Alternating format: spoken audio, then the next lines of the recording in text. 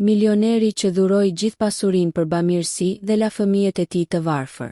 Në një qytet të qetë dhe të mbushur me ndriçim të zbehtë të diellit, jetonte një njeri i pasur, i njohur jo vetëm për pasurinë e tij të jashtëzakonshme, por edhe për vendimet e tij të pazakonta dhe shpesh kontradiktore.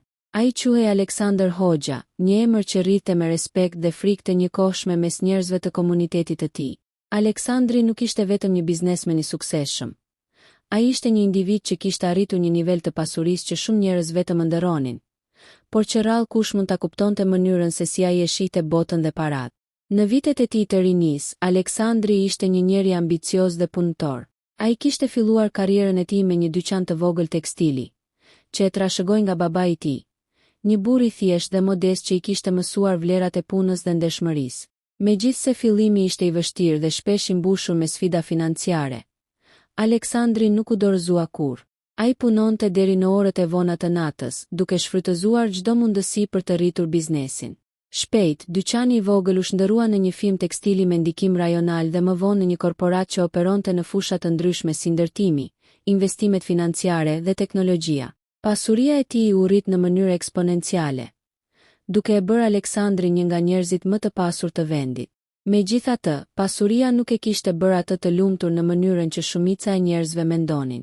Ai shpesh ndjente një boshllëk të thellë brenda vetes, një ndjenjë që nuk mund të zgjidhej me makina luksoze, vila të mëdha, apo udhëtime në destinacione ekskluzive.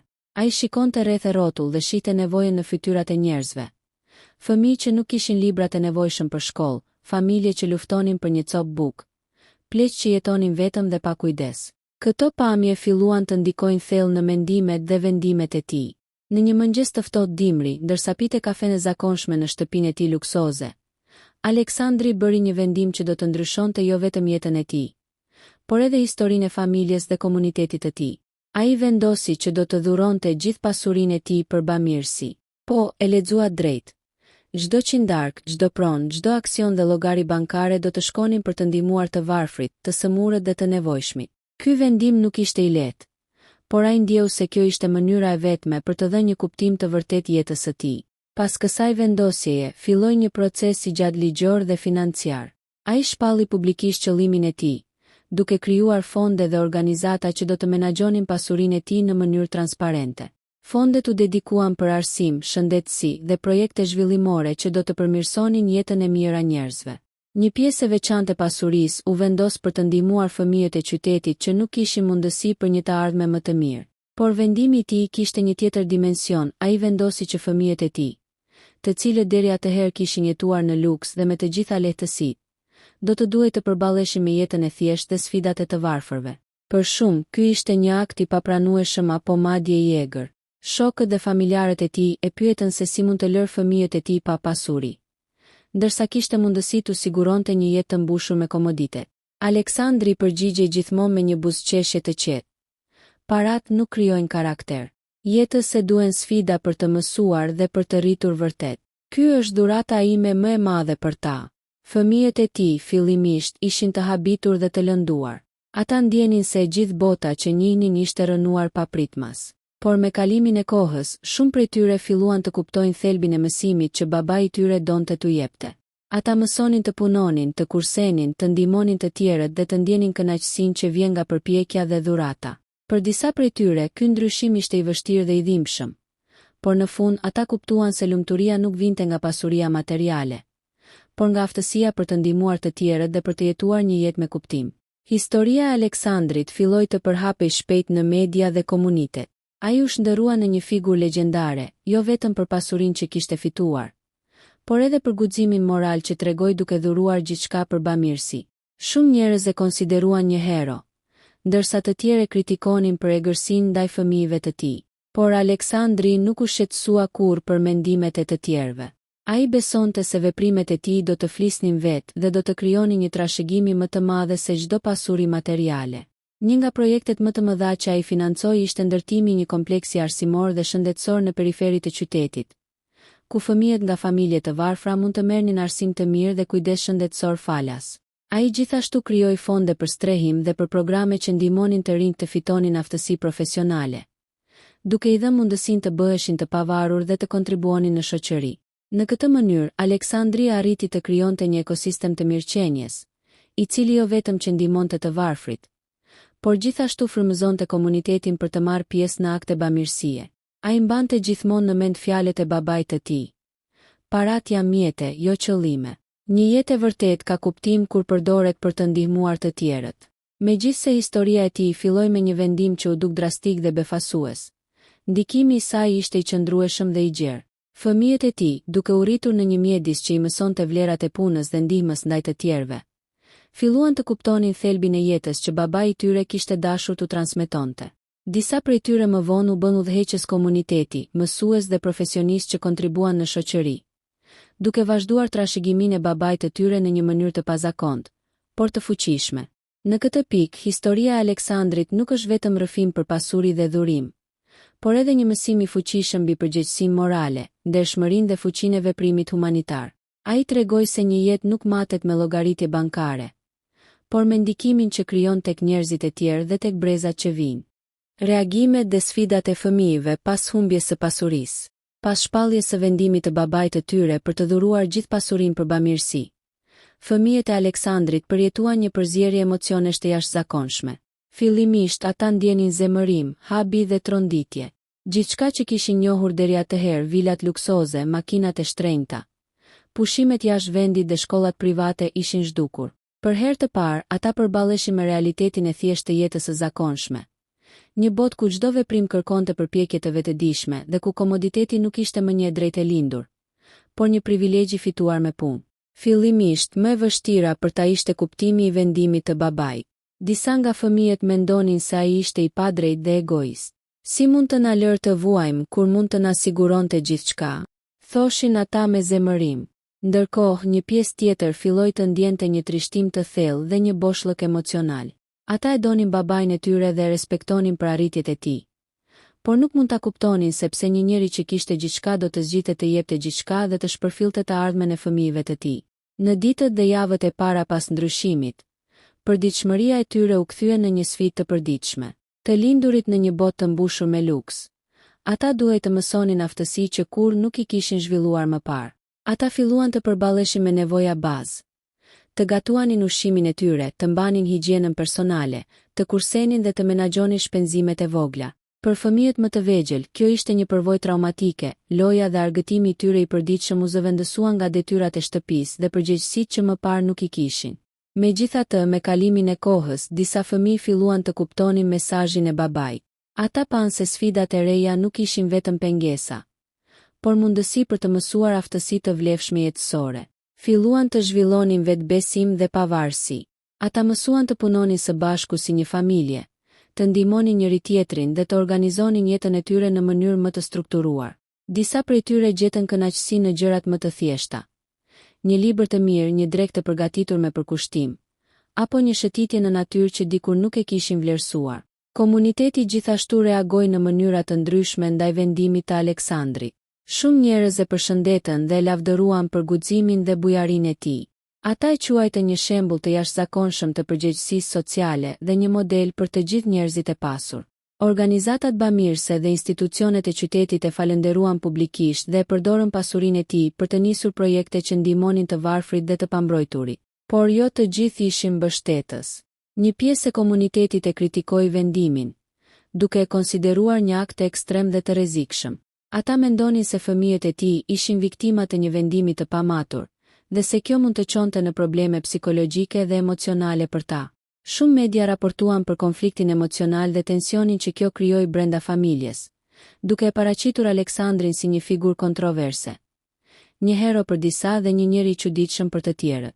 Në këtë situatë, Aleksandri qëndronte i qetë dhe i vendosur. Ai ndjente se çdo emocion negativ i fëmijëve ishte pjesë e procesit të tyre të rritjes dhe mësimit. Ai shpesh u thoshte: "Sfidat që po përballoni tani janë dhurata më të mëdha që mund t'ju jap.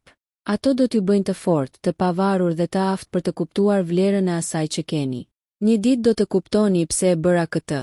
Një nga aspektet më të rëndësishme të kësaj periudhe ishte adaptimi i fëmijëve në një mënyrë jetese më të thjeshtë. Ata filluan të punonin në projekte të vogla të komunitetit, të ndihmonin fqinjët dhe të kontribuonin në organizata lokale. Kjo përvojë i mësoi të respektojnë punën, të vlerësojnë çdo resurs dhe të kuptojnë rëndësinë e solidaritetit. Për disa, kjo ishte një transformim i vërtet emocional dhe shpirtëror, duke u shndërruar nga fëmijë të mbushur me privilegje në individ të përgjegjshëm dhe empati. Ndërkohë, Aleksandri vazhdonte të monitoronte efektin e dhurimit të tij në komunitet. Ai vizitonte shkolla, spitale dhe organizata bamirëse për të parë nga afër se si shpenzoheshin fondet dhe si ndihmoheshin njerëzit. Ai nuk kërkonte asnjë shpërblim ose njohje publike. Për të, kënaqësia më e madhe vinte nga fakti se një jetë njerëzish po ndryshonte për mirë. Një nga momentet më prekse ndodhi ku një nga fëmijët më të vegjël, që kishte qenë shumë i zemëruar me vendimin e babait, filloi të ndihmonte një fëmijë të varfër në komunitet, duke i dhënë libra dhe duke i mësuar gjëra që kishte mësuar vetë. Ai tha me një buzëqeshje të sinqertë: "Tani kuptoj pse babai e bëri këtë. Nuk është për paratë, është për jetën dhe njerëzit." Kjo ishte një prej shumë skenave që tregonte se mesazhi i Aleksandrit po ecte mëtej, duke u përhapur tek fëmijët dhe komuniteti në një mënyrë që asnjë llogaritje bankare nuk mund ta matë. Transformimi i komunitetit dhe ndërtimi i jetës së re të fëmijëve. Pas disa muajsh nga dhurimi i pasurisë së Aleksandrit, ndryshimet filluan të ndjeheshin në mënyrë të dukshme brenda komunitetit. Fondet të shumta bamirëse që ai kishte krijuar filluan të menaxhoheshin me profesionalizëm dhe transparencë, duke ofruar shërbime që dikur ishin të paarritshme për shumë njerëz. Shkolla dhe qendrat edukative që u ndërtuan me ndihmën e tij filluan të ofronin programe të avancuara për fëmijët, përfshirë mësim të lartë, aktivitete artistike, sportive dhe teknologjike. Fëmijët e familjeve me të ardhura të ulëta për herë të parë ndjenin mundësinë reale për një të ardhme më të ndritur. Një nga projektet më të mëdha ishte një qendër shëndetësore që ofronte kujdes mjekësor falas për të gjithë qytetarët. Shumë njerëz që më parë nuk kishin mundësi për vizita mjekësore ose ilaçe, tani mund të merrnin trajtim adekuat. Kjo qendër u shndërrua në një pikë referimi për komunitetin, ku njerëzit ndiheshin të sigurt dhe të vlerësuar. Fëmijët dhe të rriturit filluan të kuptonin rëndësinë e kujdesit për njëri tjetrin dhe se solidariteti nuk është vetëm një fjalë, por një veprim i prekshëm që ndryshon jetë. Ndërkohë, fëmijët e Aleksandrit, të cilët fillimisht kishin qenë të hutuar dhe të zemëruar, filluan të përqafojnë jetën e re. Ata mësonin të punonin për të fituar gjërat e tyre, të menaxhonin kohën dhe burimet, dhe të kuptonin se suksesi nuk është thjesht një dhuratë nga pasuria e babait, por rezultati i përpjekjes dhe përkushtimit personal. Disa prej tyre filluan të angazhoheshin në projekte komunitare, duke ndihmuar fëmijët më të vegjël dhe duke ofruar asistencë për familjet në nevojë. Përvoja e tyre personale u bë një mjet i fuqishëm për të zhvilluar empati dhe për të kuptuar se lumturia vjen nga dhënia dhe ndihma ndaj të tjerëve. Një moment i rëndësishëm në këtë proces ishte kur fëmijët e Aleksandrit organizuan një event bamirësie për fëmijët e komunitetit. Ata mësuan të menaxhojnë fonde të vogla, të planifikojnë aktivitetet dhe të angazhojnë pjesëmarrësit. Ky event jo vetëm që ndihmoi fëmijët në nevojë, por gjithashtu i ndihmoi fëmijët e Aleksandrit të kuptonin vlerën e punës së ekipit, komunikimit dhe përgjegjësisë. Ata filluan të ndiheshin krenar për arritjet e tyre dhe për ndikimin pozitiv që po kishin tek të tjerët. Transformimi i komunitetit nuk ndodhi vetëm në aspektin ekonomik apo social, por edhe në nivelin kulturor dhe moral. Njerëzit filluan të shikonin më shumë njëri tjetrin me respekt dhe solidaritet. Shumë prej tyre, të frymëzuar nga shembulli i Aleksandrit, filluan të kontribuojnë në mënyra të ndryshme. Disa me punë vullnetare, të tjerët me fonde të vogla, dhe disa duke përdorur aftësitë e tyre profesionale për të ndihmuar komunitetin. Ky efekt domino krijoi një atmosferë ku ndihma dhe bashkëpunimi u bën pjesë e jetës së përditshme. Fëmijët e Aleksandrit gjithashtu filluan të zhvillonin aftësi të reja profesionale. Disa u përqendruan në mësimin e teknologjisë, disa në art dhe sport, ndërsa të tjerët mësonin biznes dhe menaxhim. Ata filluan të kuptonin se një jetë e qëndrueshme dhe e suksesshme nuk vjen nga trashëgimia, por nga puna, përkushtimi dhe aftësia për të bërë zgjedhje të mençura. Kjo ishte një mësim që do t'i shoqëronte gjatë gjithë jetës. Në këtë fazë, Aleksandri shpesh i vizitonte fëmijët e tij dhe komunitetin për të parë progresin. Ai nuk ishte vetëm një financues pasiv. Ai u bë një mentor dhe udhëheqës moral. Ai u tregonte historitë e suksesit të individëve të ndryshëm, duke nxitur frymëzim dhe ambicie. Për fëmijët e tij, kjo ishte një mundësi e rrallë për të kuptuar se ndikimi i një veprimi të madh mund të ndryshojë jo vetëm jetën e tyre, por edhe të shumë njerëzve të tjerë. Një nga skenat më prekse ishte kur një nga fëmijët e Aleksandrit ndihmoi një nxënës të ri të arrinte sukses akademik. Ky nxënës vinte nga një familje varfër dhe nuk kishte asnjë mundësi të merrte mësim privat apo material shkollor. Fëmia e Aleksandrit ndau librat dhe kohën e tij për t'i dhënë ndihmë, duke parë pasojat e drejtpërdrejta të ndikimit të babait të tij. Ai tha me një buzëqeshje të sinqertë: "Babai na mësoi se jeta ka kuptim vetëm kur e ndani me të tjerët." Ky transformim gradual tregonte qartë se vendimi i Aleksandrit nuk ishte thjesht një akt simbolik, por një proces që po ndryshonte jetën e të gjithë komunitetit. Fëmijët e tij nuk ishin më viktima të pasurisë së humbur, por individ që po mësonin të krijonin një të ardhme më të qëndrueshme dhe me kuptim. Ata kuptuan se sfidat e fillimit ishin pjesë e udhëtimit të tyre drejt pjekurisë, përgjegjësisë dhe empatisë. Sfidat personale dhe sukseset e para të fëmijëve.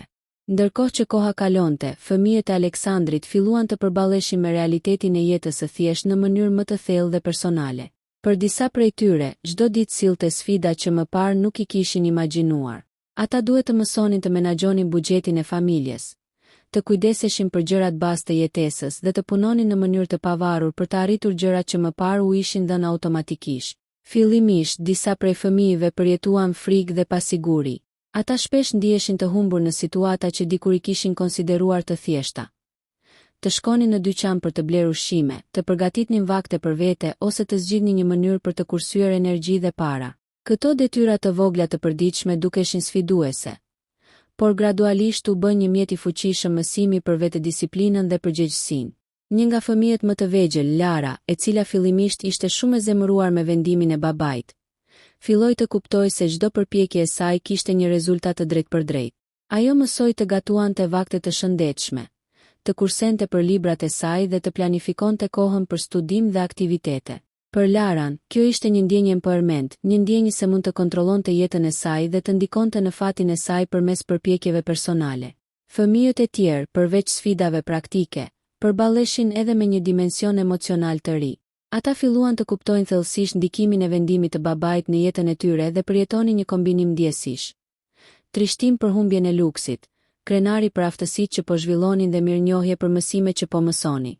Disa prej tyre u ndjen të papërgatitur në fillim, por gradualisht filluan të dallonin se sfidat që po kalonin po i bënin më të fortë dhe më të pavarur. Një pjesë e rëndësishme e këtij procesi ishte përfshirja e fëmijëve në projekte bamirësie dhe sociale. Ata filluan të vizitonin qendrat e komunitetit, të ndihmonin në shpërndarjen e ushqimeve për familjet në nevojë dhe të asistonin mësuesit dhe mentorët në shkolla. Këto përvoja jo vetëm që i ndihmuan të kuptonin realitetin e vërtetë të jetës, por edhe zhvilluan tek ata ndjenja empatie dhe përgjegjësie sociale. Një moment i veçantë ishte kur djali më i madh, Marku, mori përgjegjësinë për një projekt shkollor ku duhej të ndihmonte fëmijët e komunitetit të mësonin bazat e matematikës dhe leximit. Në fillim ai ndjehej i pasigurt dhe i trembur, por duke parë përparimin e nxënësve dhe falenderimet e tyre, ai ndjeu një kënaqësi të jashtëzakonshme.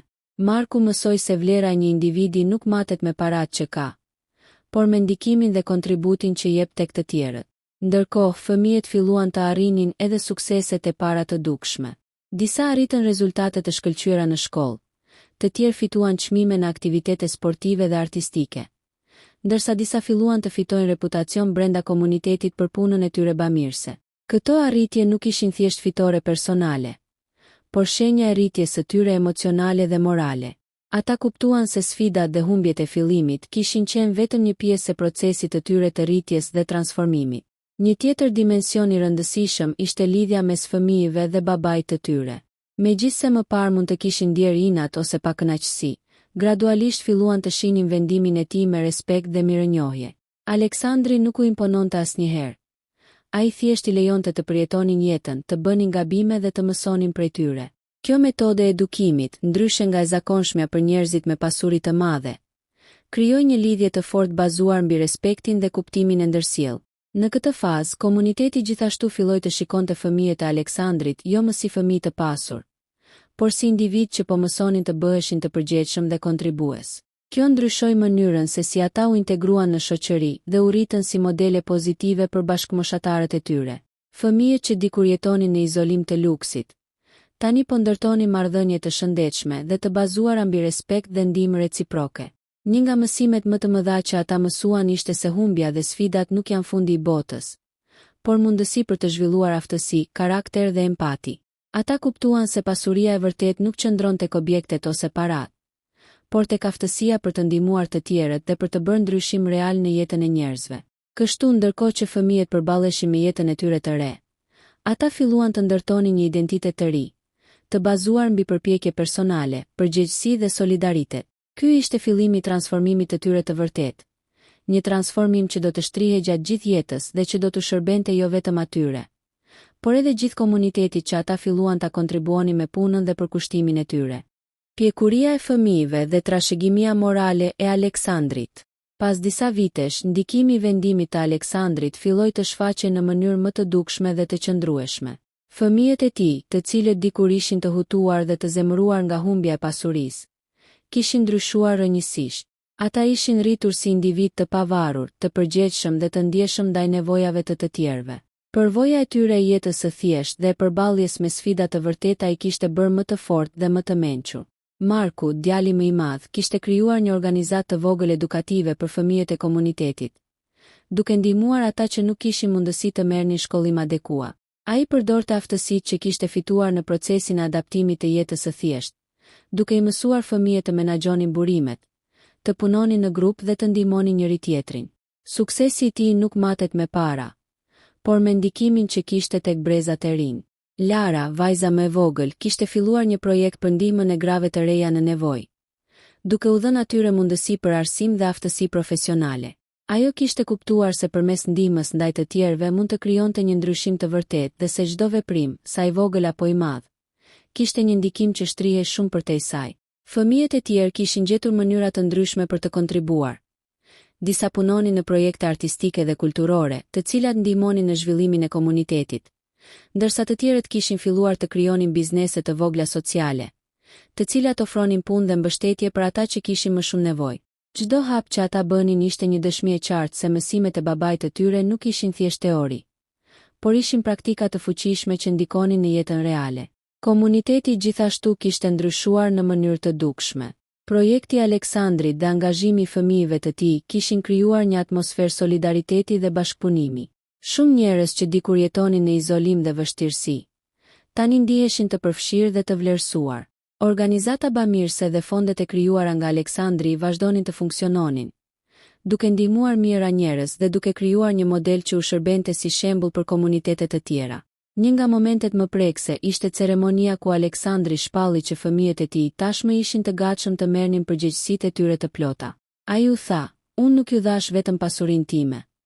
Ju dhash mundësinë për të mësuar, për të rritur karakterin tuaj dhe për të kuptuar se jeta ka kuptim vetëm kur kontribuon për të tjerët. Sot ju jeni më të pasur se sa unë ndonjëherë kam qenë, jo me para, por me aftësinë për të bërë ndryshim në botë." Kjo deklarat kishte një efekt të fuqishëm tek fëmijët dhe komuniteti. Të gjithë kuptuan se pasuria materiale është e përkohshme, por vlera morale, aftësia për të dhënë dhe ndikimi pozitiv tek të tjerët janë të përhershme. Trashëgimi e Aleksandrit nuk qëndronte tek vilat, makinat apo aksionet e biznesit, por tek çdo jetë që ishte prekur nga bujaria dhe vendosmëria e tij. Fëmijët e tij, tashmë të rritur dhe të formuar si individ të fortë dhe të mençur, u bën modele për gjeneratat e reja. Ata përdorën mësimet e babait për të vazhduar projektet bamirëse, për të krijuar mundësi dhe për të frymëzuar të tjerët që të punojnë dhe të japin më shumë për komunitetin.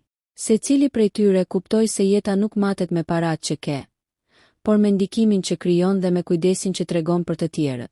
Në fund, historia e Aleksandrit dhe fëmijëve të tij bëhet një rrëfim i fuqishëm për rëndësinë e përgjegjësisë morale, bujarisë dhe aftësisë për të mësuar nga sfida. Ajo tregon se vendimet e guximshme dhe veprimet e drejta mund të ndryshojnë jetë, të formojnë karakterin dhe të krijojnë një trashëgimi të vërtetë që përshkon breza.